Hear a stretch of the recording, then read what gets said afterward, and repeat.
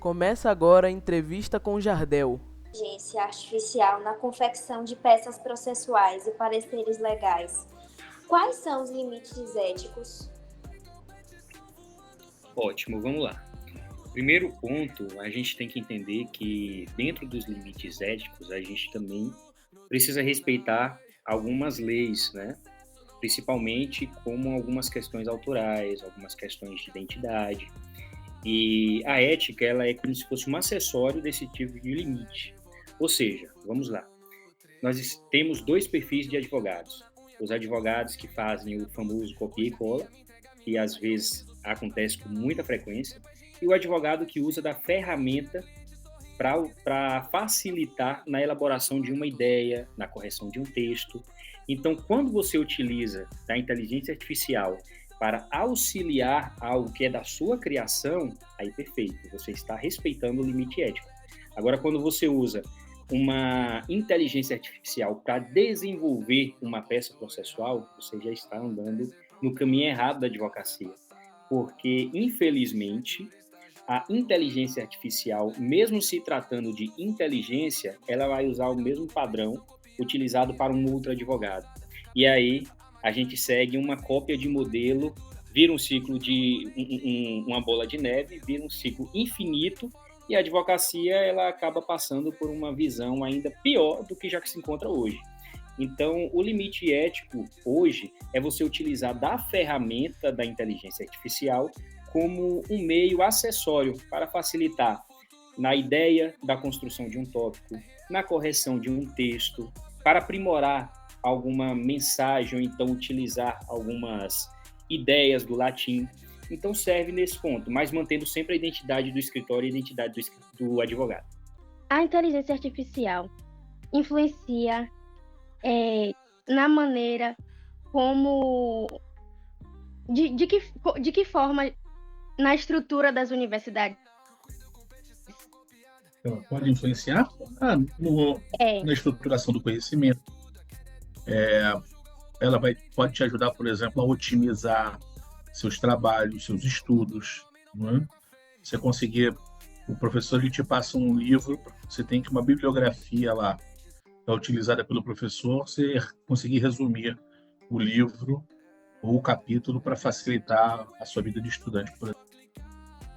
Começa agora a entrevista com Lorena. De que forma a inteligência artificial pode impactar a relação entre advogado e cliente? A senhora acredita que pode haver uma perda de humanização no atendimento?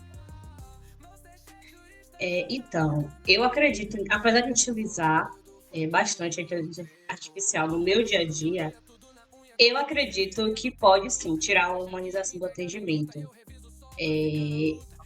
Porque o meu uso da inteligência artificial hoje ele é mais sobre economia de tempo para fazer tarefas que antes eu perdia um tempo muito absurdo.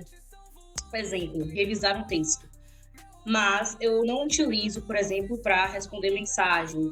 Às vezes eu peço para poder revisar uma mensagem que eu mesma escrevo e peço para ela redigir. Mas acredito sim que ela pode fazer com que a gente perca, né, o atendimento personalizado, o atendimento humanizado para com o cliente, porque fica uma coisa automatizada e você acaba se viciando, né, em utilizar a inteligência artificial por conta da facilidade mesmo. Começa agora a entrevista com Rafael. Olá, Larissa. Olá, queridos alunos, os professores da disciplina Projeto de Extensão. Eu gostaria de dizer que é uma honra para mim ter recebido esse convite e poder colaborar com o trabalho de vocês. E me coloco à disposição de Larissa para as perguntas.